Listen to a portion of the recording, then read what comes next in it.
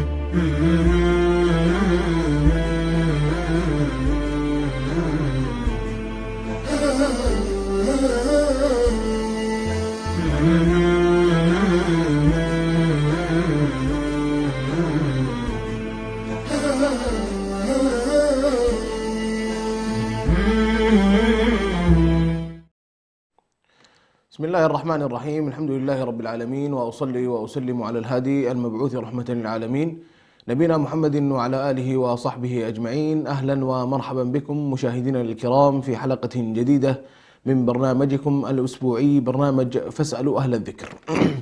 هنالك أمور نهى عنها رسول الله صلى الله عليه وسلم بل شدد في حرمانها. ما الفرق بينها وبين الكبائر؟ وهل هي 7 أم 10؟ ما الحكمة من تحريمها؟ وما هو العقاب لمن يرتكبها؟ وللإجابة على هذه التساؤلات وأكثر يسعدنا أن يكون معنا فضيلة الشيخ الدكتور حسن سلمان. حياك الله دكتورنا الغالي. أهلا وسهلا، مرحبا بكم المشاهدين. حياك الله شيخنا الكريم. لو تحدثنا عن الموبقات من الناحية اللغوية والشرعية بصورة عامة، ما المقصود بها؟ الحمد لله رب العالمين، والصلاة والسلام على رسول الله الأمين وعلى آله وصحبه أجمعين. أما بعد، موضوع الأحكام الشرعية من حيث كونها أوامر الله تبارك وتعالى قسمت من حيث عظمها وقدر ما هي عليه، وهذه طبعا سواء في الواجبات أو في المحرمات.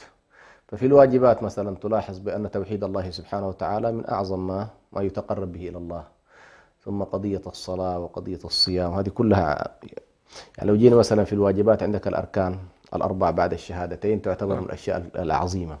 في المحرمات كذلك هنالك قضايا تشكل عظائم الأمور وكبائر الأمور وموبقات الأمور كما أخبر النبي صلى الله عليه وسلم، وهي تكاد تكون المفردات عموما متقاربة مع بعض التفريق. فالنبي صلى الله عليه وسلم أطلق في بعض العبارات يعني اجتنبوا 7 الموبقات، فأطلق عبارة الموبق، والموبق هو المهلك. الموبق هو المهلك كما وردت في سورة الكهف موبقة، فالموبق هو المهلك. والكبيرة والموبقة هي أوصاف على كل لطبيعة الذنب الذي نهى الله تبارك وتعالى عنه. فالنبي صلى الله عليه وسلم مثلا في أكثر من حاجة، وكذلك القرآن الكريم فرق ما بين الكبائر التي تعتبر أشياء عظيمة وكبيرة والاقتراف والاقتراب منها يشكل جريمة عظمى، وما بين دون ذلك. فمثلا تجد أن العلماء يتكلمون عن الصغائر والكبائر وما بينهما. فالصغائر مثلا تسمى في القرآن أحيانا اللمم، إن تجتنبوا كبائر ما تنهون عنه نكفر عنكم. فالله تبارك وتعالى يتكلم عن إلا اللمم مثلا، إلا اللمم. فوصف الله تبارك وتعالى بعض الذنوب بأنها كبائر وبأنها عظائم وبأنها موبقات، هذا وصفها.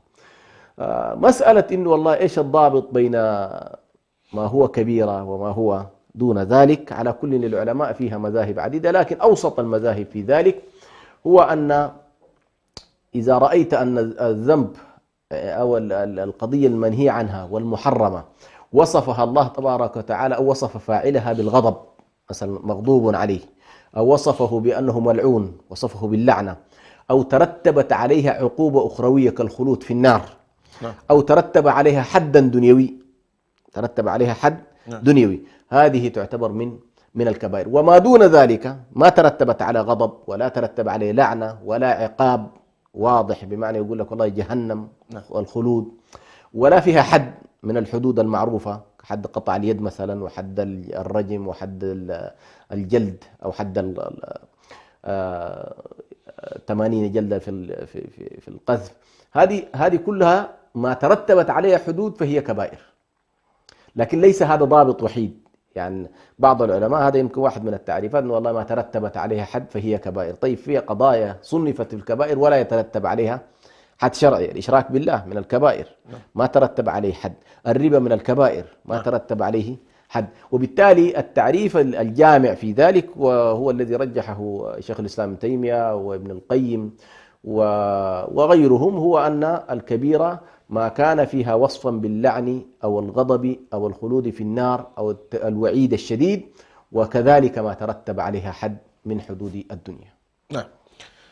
شيخنا، ورد في الحديث الشريف كما ذكرتم أن من الموبقات الشرك بالله وهو أعظمها، الذي عرف في الجاهلية. هل نقول أنه اندثر معهم أو ماذا؟ طيب، أولا حتى يعني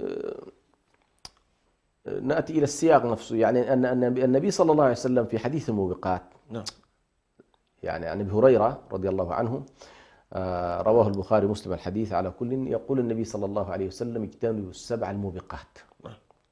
قالوا: وما هن يا رسول الله؟ فكان مفتتح الحديث الإشراك بالله أو الشرك بالله، هذه أولا، ثم السحر أو السحر، وقتل النفس التي حرم الله إلا بالحق، وأكل أموال اليتامى ظلما، وأكل الربا، والتولي يوم الزحف، والسابعة هي وقذف المحصنات المؤمنات الغافلات. هذه هي 7 أشياء وصفها النبي صلى الله عليه وسلم بالموبقات.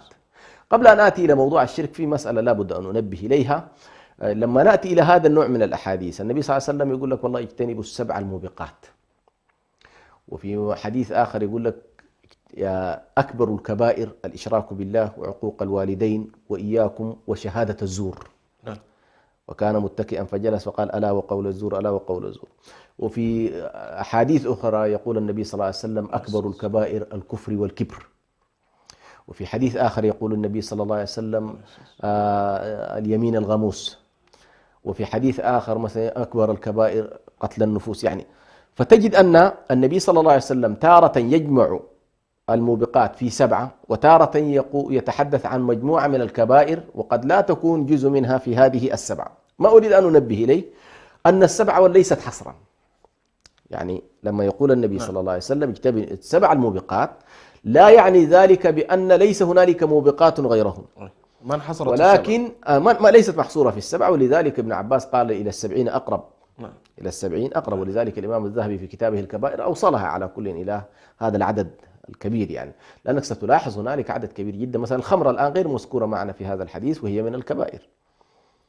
الزنا غير مذكور بلفظه في هذا الحديث وهو من الكبائر. فما أريد أن أنبه إليه، النبي صلى الله عليه وسلم أحيانا يشير إلى بعض الأمور لاستسهال الناس لها، أو لسهولة تعاطيها، أو لانتشارها، أو لأن تلك المرحلة التي تحدث فيها النبي صلى الله عليه وسلم كان هذا النوع من الأشياء موجود. يعني مثلا لما تجد يورد النبي صلى الله عليه وسلم التولي يوم الزحف، فهنا تلاحظ بأن الجهاد قائم وأعمال موجودة وكذا، فتترتب عليه.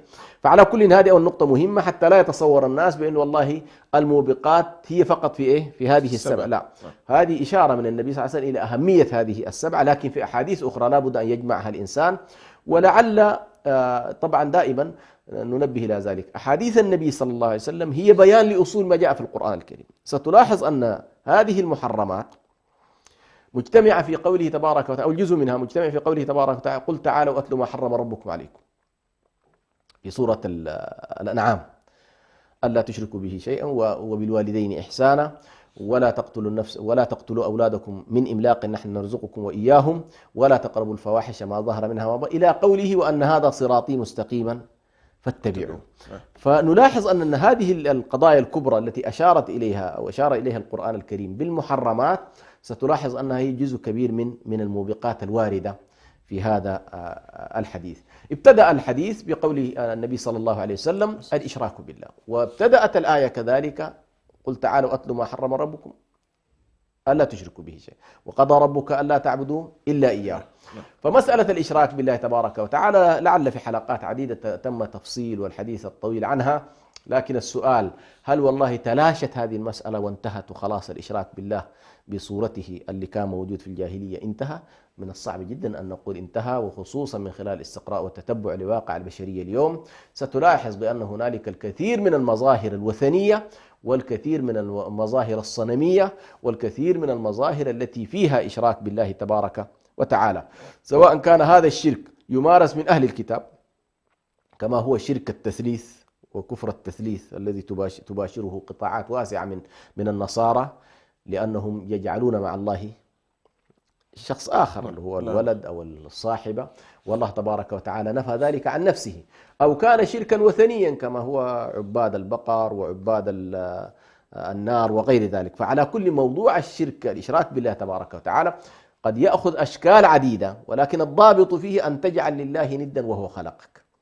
فكل من تعلق بما سوى الله تبارك وتعالى من محبوب ومطاع ومقصود ومدعو فهو وقع فيه هذا النوع من الشرك والوثنية أشكال.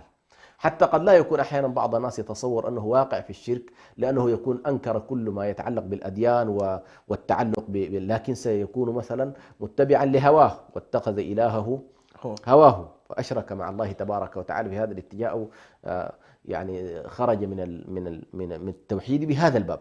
فعلى كل من الصعب أن نقول بأن والله الشرك الذي نهى الله تبارك وتعالى عنه في ذلك الزمان انتهى، بل لا زالت البشرية موجودة. ويمكن أنا في واحدة من الحلقات بينت وفصلت فيما يتعلق بجوهر الشرك، وهو فيما يتعلق بتوحيد الذات، توحيد الله تبارك وتعالى: قل هو الله أحد الله الصمد لم يلد ولم يولد لم يكن له كفوا أحد. الإشراك بالله منبعه أساسا أن يكون هنالك تصور خاطئ للذات الإلهية، كأن تجعل له ولد أو تجعل له صاحبة أو تجعل له أقرباء من الجن أو ثم تبدأ بعد ذلك في ما نعبدهم إلا ليقربونا إلى الله زلفى. فهذه مسألة مهمة جدا، ولذلك نلاحظ الآن كثير من البشرية التصورات الخاطئة عن الإله، الفهم الخاطئ لمفهوم العبادة. يعني مثلا الآن كثير من الناس لا يتصور أن الطاعة من العبادة، والنبي صلى الله عليه وسلم لما تلا قول الله تبارك وتعالى: اتخذوا أحبارهم ورهبانهم أربابا من دون الله، فقال الصحابي ولعله علي بن حاتم قال: ما كنا نعبدهم يا رسول الله، قال: أليسوا يحرمون ما أحل الله فتطيعونهم ويحلون ما حرم الله فتحلونه، يعني يحرمون الحرام ويحللون المسألة على كل معكوس. فالشاهد هنا لم يكن حتى الصحابي هذا متصور بأن والله هذا النوع يدخل في دائرة العبادة ودائرة الخروج من التوحيد، ولكن هكذا هي طبيعة التشريع الإلهي: فلا وربك لا يؤمنون حتى يحكموك فيما شجر بينهم ثم لا يجدوا في أنفسهم حرجا مما قضيت ويسلموا تسليما. فالتسليم لله تبارك وتعالى المطلق هو حقيقة التوحيد. أي شكل من أشكال التمرد على الله، الخروج عليه سواء كان محبة أو قصدا أو دعاء أو تشريعا أو حكما، هذا يخرج بك عن دائرة التوحيد. وبالتالي لا نحصر المسألة في شرك الجاهلية وما كانت عليه من شرك القبور، ولكن هنالك أنواع عديدة جدا من الشرك هي سائدة في مجتمعنا المعاصر. نعم.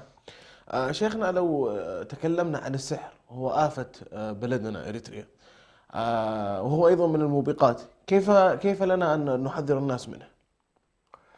طبعا موضوع السحر للأسف ظاهرة إنسانية قديمة، يعني مرتبطة بالبشرية منذ القدم، وللأسف الشديد لا زالت موجودة حتى في المجتمعات التي تزعم بأنها مجتمعات تحضرت، لكن كثير من التعامل بالسحر وأدوات السحر وطرائق السحر موجودة، لأن موضوع السحر هو نفسه أشكال وألوان.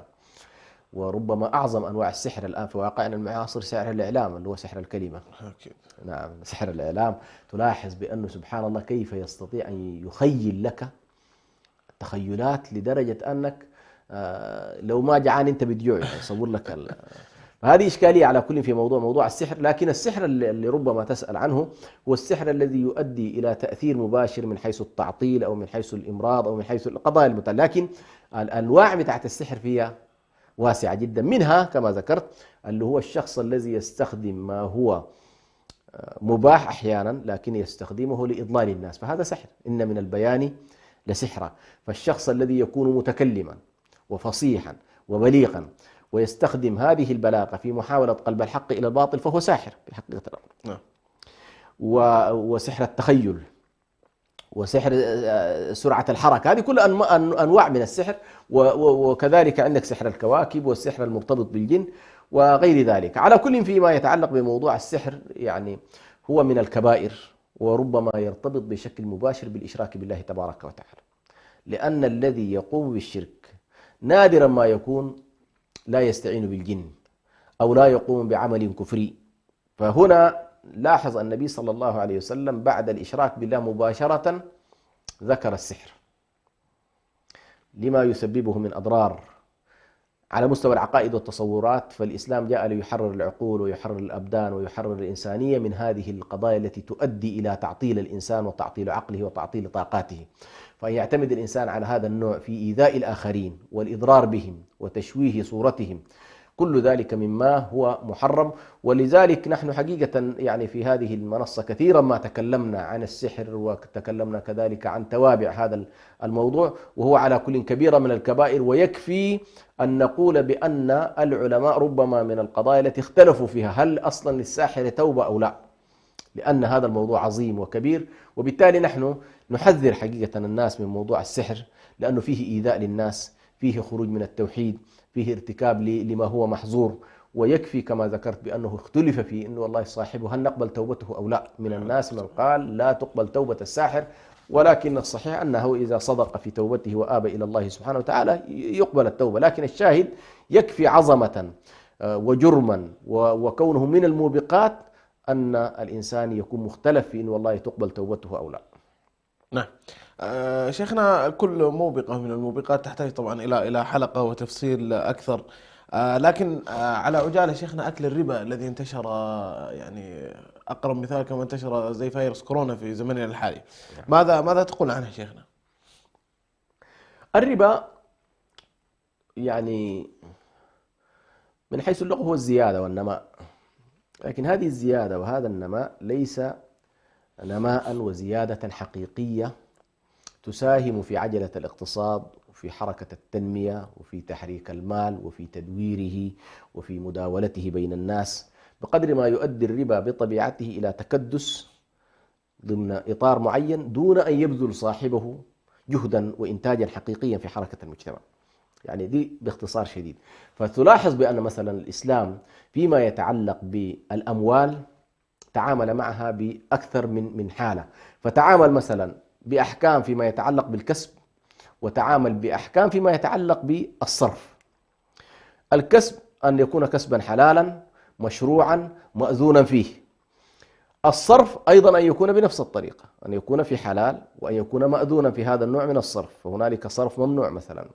ثم أيضا الإسلام أوجد مساحة مهمة جدا، وهي ما يتعلق بمساحة الخير والإنفاق في مجال الصدقات والزكوات والنفع العام.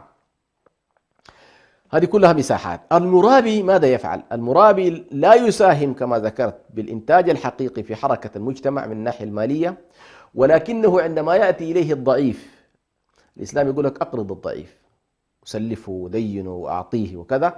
المقرض ماذا يفعل؟ يستغل حاجة هذا الضعيف. وهذه الإشكالية في موضوع الربا. يعني تأتي قضية المظلمة في أنه والله فيها عملية استغلال للضعفاء. يقول له والله أنا أسلفك 100 جنيه ولكن تردها إلي 110، تردها إلي 110. هنا الآن ليس بيعا ولا شراء، ما بيع ولا شراء، إنما هو قرض. ولذلك الضابط في المسألة الربا أصله إنه أنا أعطيك مال قرضا ثم ترد إلي هذا المال زيادة ولا ترده كما كان. لماذا؟ لأن الربا الأصل فيه زي ما ذكر ليس الكسب، القرض أقصد، القروض الأصل فيها أو الديون الأصل فيها ليس أن تستفيد أنت، ولكن هذه مسألة احتسابية، مسألة تطوعية ترجو ثوابها عند الله سبحانه وتعالى، فيها التعاطف مع الفقراء، التعاطف مع المساكين. المرابي لا يتعاطف معهم، ولكن يستغل ضعفهم ويستغل حاجتهم. ولذلك الله تبارك وتعالى قال: وأحل الله البيع وحرم الربا. أحل الله البيع وحرم الربا، فالربا من المحرمات. ولذلك جاء في هذا الحديث هنا: وأكل الربا. والذين يأكلون الربا لا يقومون إلا كما يقوم الذي يتخبطه الشيطان من المس، ذلك بأنهم قالوا إنما البيع مثل الربا وأحل الله البيع وحرم الربا. ثم قال الله تبارك وتعالى: يا أيها الذين آمنوا اتقوا الله وذروا ما بقي من الربا. أي زيادة عما أعطيته في موضوع الديون لا يقبل أن تأخذه. إيش الحل؟ كيف أتخلص من الربا؟ لكم رؤوس أموالكم، لا تظلمون ولا تظلمون. إذا نحن في موضوع الربا للأسف الشديد الآن فشى فشوا عظيما جدا، وأدى إلى تراكم الرأسمالية المتوحشة الآن في العالم، بحيث تجد المرابين الآن أغنى الناس في العالم، والشعوب الأخرى مطحونة وفقيرة، والناس في أسوأ أحوال، وهم يكدسون ويراكمون الأموال، بحيث كما يقال الآن 5% فقط مثلا من سكان العالم يسيطرون على 95 من موارد العالم. هذا ليس مقصودا من حيث الشارع. الله تبارك وتعالى لما شرع موضوع يعني التداول المالي كي لا يكون دولة بين الأغنياء، يعني الله تبارك وتعالى حدد مصارف للزكاة، وحدد مصارف للفي، وحدد مصارف للمغانم، وحدد مصارف للميراث، حتى يؤدي ذلك إلى توزيع المال لا إلى تكدسه وتراكمه. فهذا المرابي تجد أحيانا يكون جالس فقط في البورصة وما عنده أي شغل، لا يساهم بإنتاج حقيقي في حركة المجتمع. هي بورصة نازلة بورصة طالع مثلا. فهذه على كل أيضا من البلايا العظيمة جدا. وطبعا كمل الشارع هذا النوع، هذا أصل الربا. أصل الربا هو ربا النسيئة، أنه أنا أعطيك مال ومقابل الزمن أخذ منك إيه، يعني اللي هو أعطيك قرض ومقابل هذا القرض أعطيك مدة ثم ترد علي ذلك زيادة، فأنا أكسب من خلاله. فإذا جئت بعد شهرين وقلت لي والله يا أخي لا ما استطعت أن أوفر، أقول لك خلاص نمدها وأزيدك أيضا 10 أخرى، فبدل كانت 110 بقت 120، تعجز. وهكذا الآن الحكومات مثلا تجدها يعني نتيجة هذا النوع من القروض، بالذات الآن البنوك الدولية تقوم على هذا النوع من القروض، فتعجز الحكومات، وتجد أحيانا أن رأس المال يكون أقل من من الفوائد اللي تراكمت. يعني أنت تكون مستلف مليار وتكون الفوائد وصلت 2 مليار، لأنك ما قادر تسددها مثلا 10 سنوات 15 سنة، فتؤدي إلى تعطيل حركة التنمية، وتؤدي كذلك إلى ظلم المجتمعات، ويزداد الأغنياء غنى ويزداد الفقراء فقرا. ولهذا الله تبارك وتعالى قال: يا أيها الذين آمنوا اتقوا الله وذروا ما بقي من الربا فإن لم تفعلوا فأذنوا بحرب من الله ورسوله. هذه الحرب طبعا هي يعني لفظ حرب ربما من النوادر أن تستخدم لكن الله تبارك وتعالى توعد بالذات في هذا الموضوع، موضوع الربا، توعد فيه بالحرب. أيا كانت، تأخذ حرب اقتصادية، كانت حربا مشروعة بين المؤمنين والكافرين في محاولة إزالة الربا عن البشرية وإقامة العدل بينهم، أن الربا علته الأساسية في موضوع التحريم هي الظلم. فالربا ظلم، والظلم يجب أن يزال من الأرض أيا كانت، يعني ولا يقر لا في مسلم ولا في غير المسلم. وبالتالي للمسلمين الحق في إقامة الجهاد في سبيل الله لإزالة هذا النوع من المنكرات إذا الله مكن المسلمين. لكن قد تكون بشكل آخر، وهو أن الربا الله تبارك وتعالى هؤلاء المرابين قالوا لا يربو عند الله، وأتيتم من ربا ليربو في أموال الناس فلا يربو عند الله، فهو ممحوق البركة، وهو مسحوق، وهو زائل. وقد تأتي إليك الجوائح والإشكالات الكبرى التي تطيح بالاقتصاد. فعلى كل ذلك من الأشياء التي نبه إليها الشارع، ولذلك نحن أيضا إن شاء الله نحذر منها. وجاء في الحديث هذا 7 الموبقات جاء منها وأكل الربا. نعم شيخنا، الآن مع انتشار التواصل الاجتماعي وأصبح يعني أغلب طبقات المجتمع عندهم الهاتف المتنقل، فكثر الموضوع الاجتماعي هو قذف المحصنات. حتى بالقريب العاجل في أحد الدول المجاورة انتحرت أحد الفتيات بسبب أحد الشباب يعني ابتزها بأحد الصور فانتحرت. بسبب هذه الأمور التي حصلت. فماذا نقول في هذا؟ هو ونسأل الله يعصم الناس يعني، لكن هي طبعا هذه كلها ظواهر ليست المرض نفسه. جوهر المرض هو أن البشرية ابتعدت عن الله، وخاصة المسيطرين الآن على العالم، بل أعلنوا كما يقال نيتشه أعلن موت الإله، وبالتالي أقاموا هذا الإنسان مقام الإله وجعلوه مركز الكون، ثم جعلوا نفس هذا الإنسان الآن عبارة عن مستعبد ومستهلك لعوالم الأشياء والماديات، فصار مات الإنسان. فنحن حقيقة جوهر المشكلة كلها فقدان القيمة. البشرية فقدت القيمة. أعظم قيمة الإيمان بالله، أعظم قيمة أن الإنسان يكون مؤمن بالآخرة، أن هنالك جنة وهنالك نار. فكيف تتقون، الله عز وجل يقول فكيف تتقون إن كفرتم يوما يجعل الولدان شيبا. فأنت أمام حالة من السلوك الإنساني المجرد تماما عن أي شكل من أشكال القيم، وخصوصا الأخلاق. يعني في السابق كان الناس تحكمها أخلاق أيا كانت تحكمها أخلاق وتحكمها قيم. يعني حتى سبحان الله أهل الأديان المختلفة تجدهم مختلفين في العقائد في التصورات، لكن هنالك اتفاق في الأخلاق، في أنه والله الصدق طيب والكذب مثلا جريمة، في أن العدل ممدوح والظلم مذموم، في أن والله استغلال الضعفاء يعني ليس ممدوحا، والمساعدة ومعاونة وهكذا. هذه كلها قيم أخلاقية. للأسف الشديد في ظل الحالة المادية التي سيطرت فيها الرغبات وسيطرت فيها عوالم الأشياء، صرنا فقدنا منظومة القيم، وبالتالي تجد هذه السلوكيات كأعراض الآن. كل ذلك عبارة عن أعراض. فحولنا على كل هذه الوسائل التي أنعم الله بها على الناس، تلفونات، الموبايلات، الأشياء هذه، بدلا أن يتعامل معها الإنسان بأنها والله مما أنعم الله به عليه ويجب أن يشكر الله عليه ولا يكفره، وأن يطيع الله به ولا يعصي الله تبارك وتعالى في ذلك، إذا به يقوم ويستخدم هذه الوسيلة لمعصية الله تبارك وتعالى، للكفر بالله، لإيذاء الآخرين، لتشويه صورتهم، ومتجرد تماما عن كل القيم.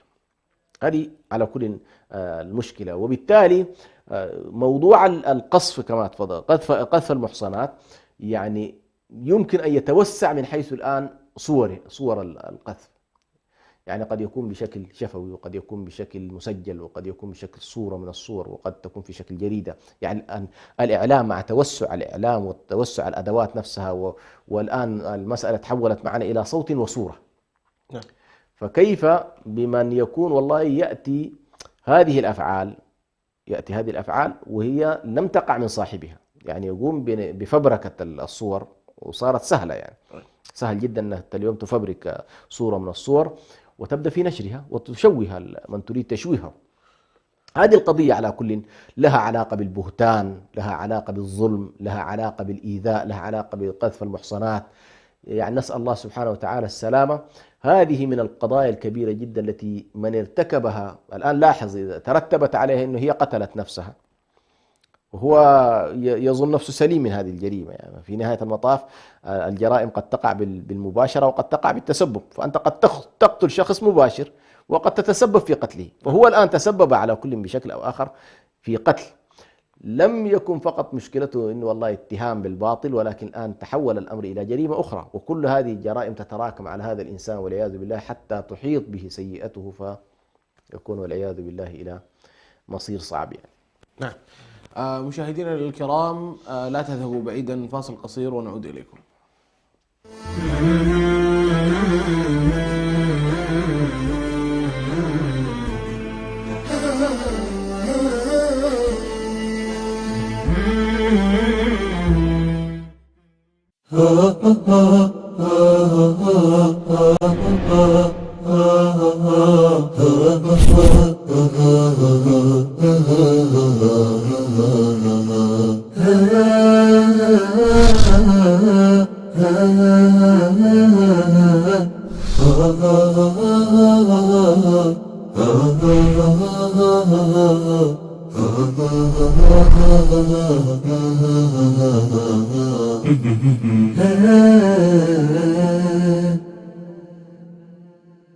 يعلم كما ورد في الأثر بأن الله عز وجل يعطي هذه الدنيا لمن يحب ومن لا يحب، ويعطي الآخرة لمن يحب. وقلنا أن حروف الإخفاء 15 حرفا مجموعة في قول الناظم: صف ذا ثنا كم جاد شخص قد سما، دم طيبا زد في تقى ضع ظالما. بسم الله الرحمن الرحيم.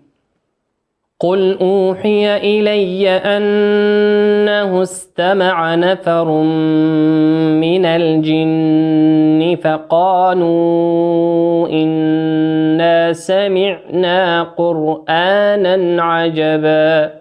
هو الأول والآخر والظاهر والباطن وهو بكل شيء عليم.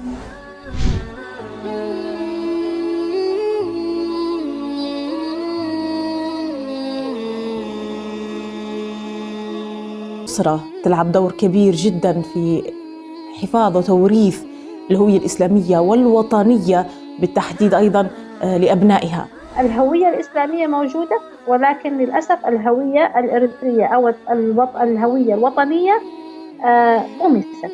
إنما أصبح الطلاق الآن تحت مظلة الزواج، أصبح هناك طلاق داخل بيت الزوجية. الطلاق النفسي والطلاق العاطفي هو الأكثر انتشارا في الواقع الحالي مع الأسف الشديد. إنه المتطوع نفسه ما يكون فاهم رسالة الجمعية أو العمل التطوعي اللي هو بيشتغل فيه. الأسرة الإريترية في الخارج كيف تحافظ على نجاحها وسعادتها في ظل الغرب مثلا؟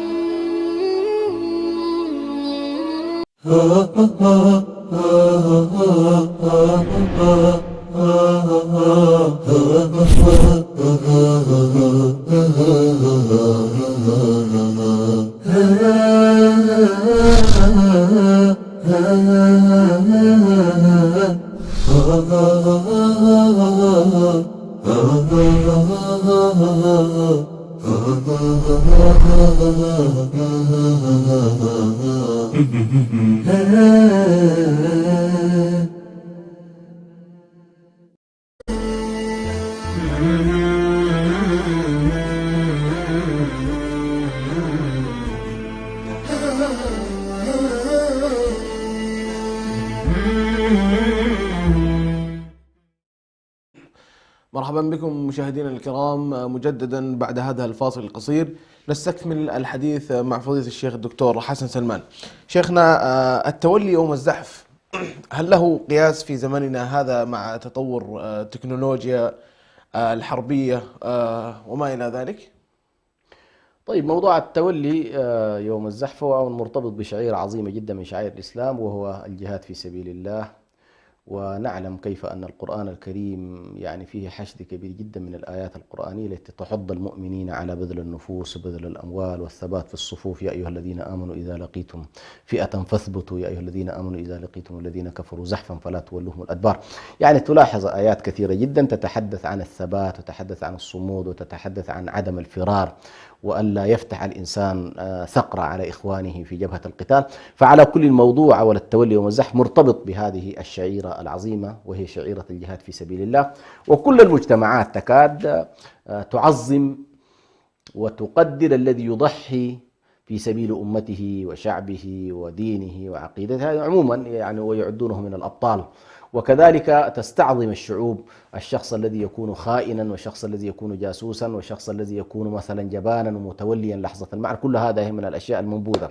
لكن هنا نلاحظ أن الشريعة عظمت من هذا الأمر وجعلت الذي يفر من ساحة المعركة ويترك المجاهدين ويترك إخوانه من المسلمين ويفتح عليهم ثقرة، وكان بابا ينبغي أن يسده بدل أن يقدم إلى الله تبارك وتعالى ثابتا راسخا مقبلا غير مدبر، وما يترتب على ذلك من أجور، فإنه فتح على نفسه والعياذ بالله بابا عظيما، فعده النبي صلى الله عليه وسلم من الموبقات، عده من الموبقات المهلكات. لماذا؟ لأنه مرتبط بشعيرة عظيمة جدا، وهي شعيرة الجهاد في سبيل الله. والتولي غالبا أيضا تترتب عليه جرائم كبيرة، يعني الثغرة التي فتحت في المعركة قد يكون يقتل بسببها أناس أبرياء موجودين ويظنون بأن والله أنت معهم على الصف وإذا أنت قد ذهبت. يبقى الآن تنزيل هذه المسألة في واقعنا المعاصر. أي شكل من أشكال فتح الثغرات وترك الأعمال الجهادية والأعمال العسكرية التي مناطة بشخص من الأشخاص، تركها وفتح الثغرة وترك ميدان القتال وعدم الثبات، يدخل في التولي والزحف من حيث الأحكام. يعني ليست القضية أن والله أن تكون في صف واحد لا، أي شكل من أشكال فتح الثغرة، ترك الجبهة، ترك المعركة، الانسحاب من ساحة الحرب كلها إلى أي مكان، الهروب بطائرة من الطائرات وأنت مكلف بأن تقوم مثلا بأعمال مشروعة وأنت تهرب بطائرتك، هذا كله يدخل في التولي التولي والزحف. وبالتالي هي يعني تصلح لكل زمان ولكل مكان لو ضبطتها بضابط أن والله أنت مكلف بواجب فيه ثبات، فيه أداء للواجب كما ينبغي، فيها عدم فتح الثغرات. فكل من يخل بهذه فقد دخل في التولي يوم الزحف. هذا من حيث هو طبعا، لكن في أشكال أخرى من التولي يوم الزحف قد لا تكون مقصودة بذاتها في هذا، لكنها نمط من أنواط التولي يوم الزحف، وهو مثلا أن ينسحب كل صاحب واجب عن واجبه. كل صاحب واجب عن واجبه في الانسحاب عن الأمر بالمعروف والنهي عن المنكر، الانسحاب عن بلاغ هذا الدين، الانسحاب عن أداء الزكوات. يعني في ساحات أخرى ربما لو توسع الإنسان قد يجد أنه مساحات التولي عن ما هو مشروع كبير. لكن هنا الحديث على كل يخص موضوع القتال والجهاد في سبيل الله. نعم. أيضا هناك شيخنا أكل مال اليتيم وبعد انتشار الاستهتار في مجتمعنا بمثل هذه الأحكام. السؤال شيخنا، لمن نطلق لفظ اليتيم؟ نعم، اليتيم هو من فقد والده ولم يبلغ الرشد. ده الضابط. يعني شخص فقد أبوه مثلا أو فقد أباه وهو عمر 7 سنوات 8 سنوات 5 سنوات، يسمى يتيما إلى أن يبلغ الرشد. يطلق عليه لفظ اليتيم إلى أن يبلغ الرشد. هنا طبعا في هذه الفترة يعني اعتبر أنت من عمر سنة إلى عمر 18 سنة مثلا، إذا اعتبرنا الآن بعض القوانين تنص على أن عمر الرشد مثلا 18 سنة، لكن قد يبلغ الإنسان في عمر 15. لكن نفترض أنه عمر 18 سنة. في هذه الفترة هو محتاج إلى العناية، إلى المساعدة، إلى الرعاية، إلى المساندة، إلى الاهتمام، وقد فقد والده. وهذه قضايا يحتاج فيها الإنسان إلى السند، والأب كما يقال من أهم ما يسند ولده في هذه الفترة. فمن فقد والده يسمى يتيما. شرعت الشريعة لهؤلاء الأيتام أن يعطوا على كل من الأموال من أموال المسلمين، وأن يساعدوا وأن يعانوا وأن تقف الناس معهم باعتبارهم أصحاب حاجات. لكن لا يلزم اليتيم أن يكون فقيرا، قد يكون اليتيم غني من الناحية المالية، قد يكون غنيا. فتأتي هذا المال اللي هو والله ورثه هذا الطفل من والده، هنالك وصي لهذا اليتيم أو تولى أمر هذا اليتيم شخص، سواء كان والله أخ كبير أو كان عم أو خال مثلا، تولى على كل موضوع اليتيم والإشراف على أمواله. الله تبارك وتعالى نظم هذه المسألة بقوله: ولا تأكلوا أموال اليتامى ظلما، فحرم على الناس أن يأكلوا أموال الأيتام. وبين الله تبارك وتعالى بأن الذين يأكلون أموال اليتامى ظلما إنما يأكلون في بطونهم نارا سيصلون سعيرا.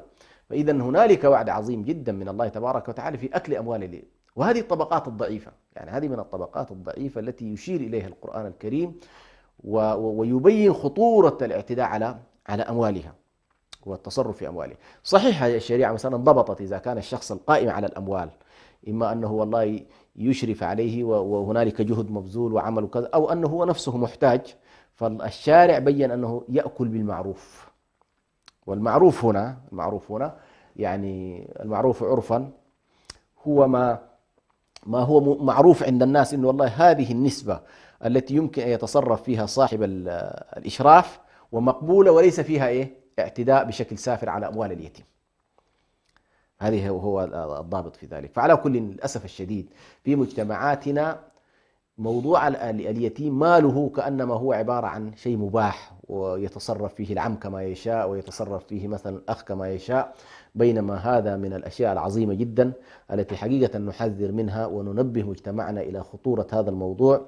وفي نهاية المطاف اليتيم قد يكبر ويتجاوز هذه المرحلة، لكن الله تبارك وتعالى سيعاقب هذا الإنسان على فعلته هذه في أنه أكل أموال اليتامى ظلما، وأدخل للأسف الشديد على ذريته إن كانت له ذرية قد يكون أدخل عليهم مالا حراما، وأدخل عليهم على كل سحت وسحق يعني. نعم شيخنا، بعد هذا الكلام المهم والتحذيرات التي ذكرتموها، إذا ارتكب أحد المسلمين واحدة من هذه الموبقات هل له توبة؟ نعم، هو التوبة طبعا بابها مفتوح إلى قيام الساعة حتى تغرب الشمس من مغربها على مستوى الإطار الزمني الممتد، وحتى تبلغ الروح الحلقوم على مستوى الزمن المحدود للإنسان. فكل إنسان له زمن محدود، والبشرية لها أيضا زمن محدود كلها. وبالتالي الله تبارك وتعالى جعل باب التوبة مفتوح لكل هذه الذنوب، لكن كل واحدة من هذه تحتاج تفصيل طويل جدا فيما يتعلق بطبيعة توبتها. فالإشراك بالله له طريقة في التوبة والإقلاع، والسحر له طريقة، وأكل من أكل مالا لليتيم له طريقة. فعلى كل من حيث ما أريد أن أؤكده هنالك مجال مفتوح للإنسان أن يتوب. وشروط التوبة كما هو معروف أن يقلع الإنسان عما هو فيه، يعني اللحظة التي مثلا يمارس فيها المعصية يقلع عن المعصية، لا يقول أنا والله تائب وهو يمارس نفس الفعل الشنعاء. الإقلاع عن المعصية، الندم على ما فعل، العزم على أن لا يعود. هذه 3 أشياء، 3 شروط أساسية: إقلاع وعزم وندم. في مسألة رابعة ربما تدخل في كل هذه أو في بعضها، موبقات السبع، وهو قد يكون الأمر متعلق بحقوق الآخرين. إذا كان الأمر متعلق بالله انتهينا بال3 هذه. فالإشراك بالله يحتاج منك إلى إقلاع وإلى عزم وإلى ندم، لأن الأمر مع الله، ما في شيء سيكون بينك وبين الله تبارك وتعالى. لكن فيما يتعلق بحقوق العباد، هذه ال3، ثم أضف إليها شيء رابع وهو كيف تتحلل من مظلمة العباد. إذا كان في مال أخذته من شخص رده إليه، إذا كان في إساءة لشخص تذهب وتتحلل منه سواء بالاعتذار أو بغير ذلك. فعلى كل ما يتعلق بحقوق العباد يلزم فيها التحلل. ما استطعت أن تتحلل في هذه الدنيا فإن حقوق العباد ستبقى معك يوم القيامة.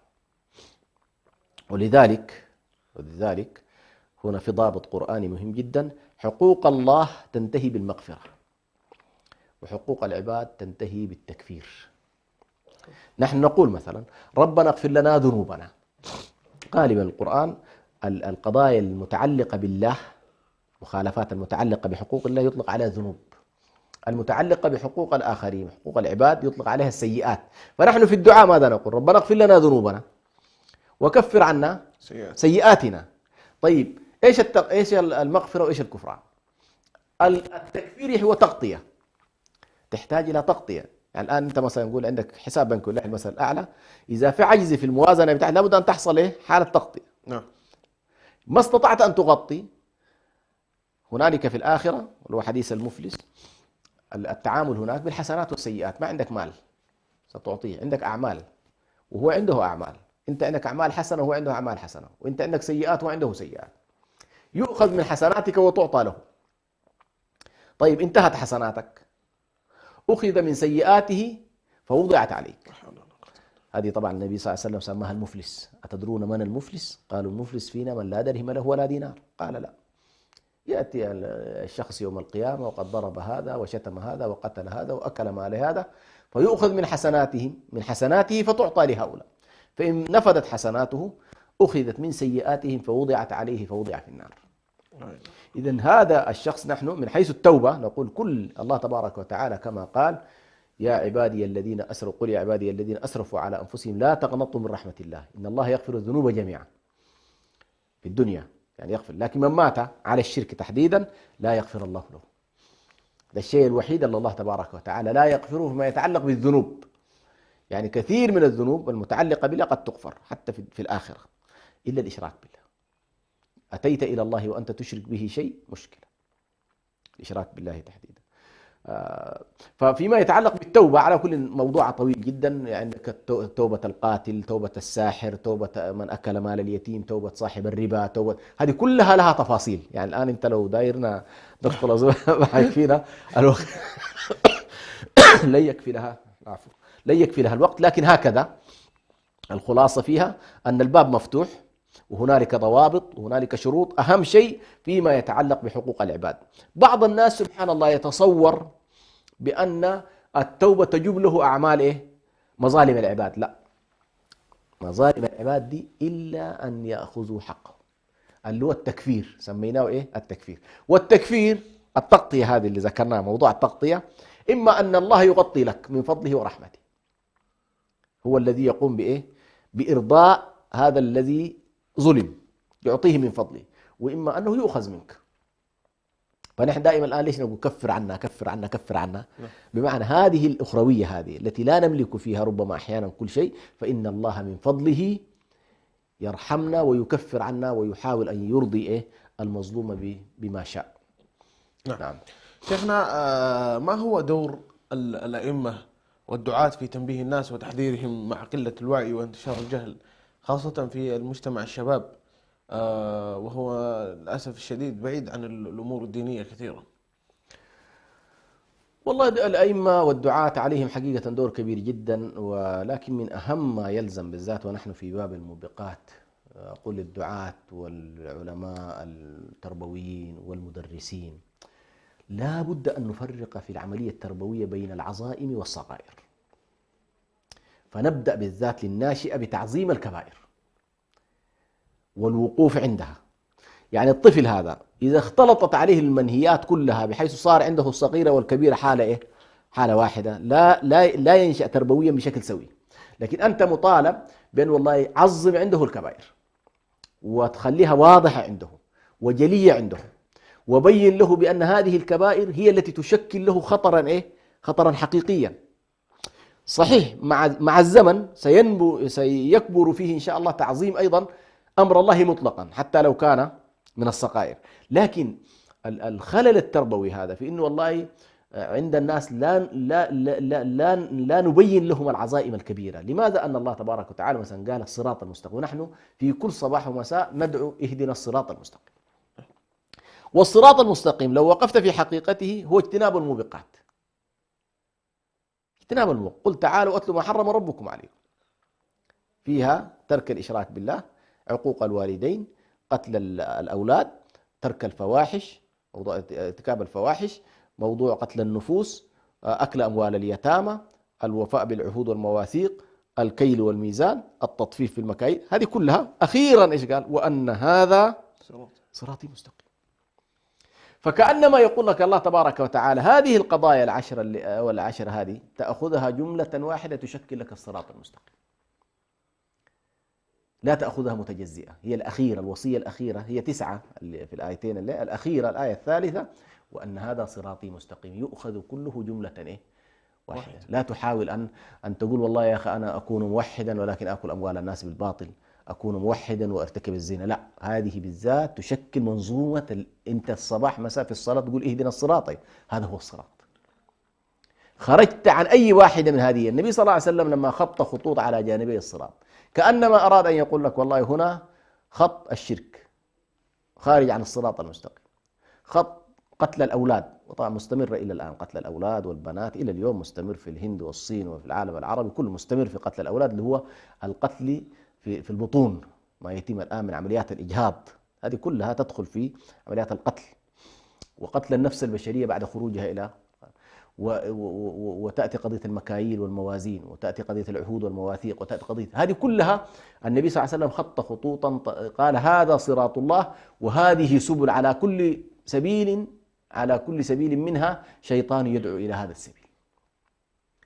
فنحن إذا فعلا دايرين نلتزم بالصراط المستقيم ننبه ولا هؤلاء الناس أن نعرفهم بهذا الصراط، وأن مقتضى هذا الصراط ترك هذه الموبقات. متى ما ارتكبت هذه الموبقات جانبت إيه؟ جانبت الصراط المستقيم. فعلى كل هذه أول نقطة لا بد منها.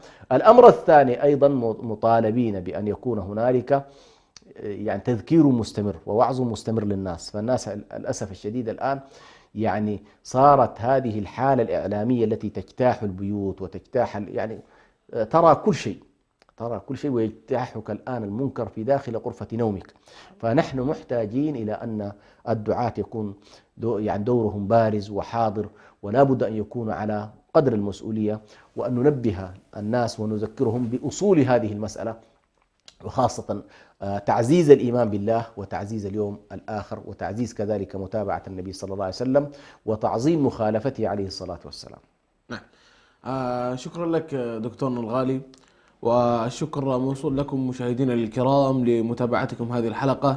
نلتقيكم بإذن الله في مطلع الأسبوع القادم في حلقة جديدة. نستودعكم الله الذي لا تضيع ودائعه. والسلام عليكم ورحمة الله وبركاته.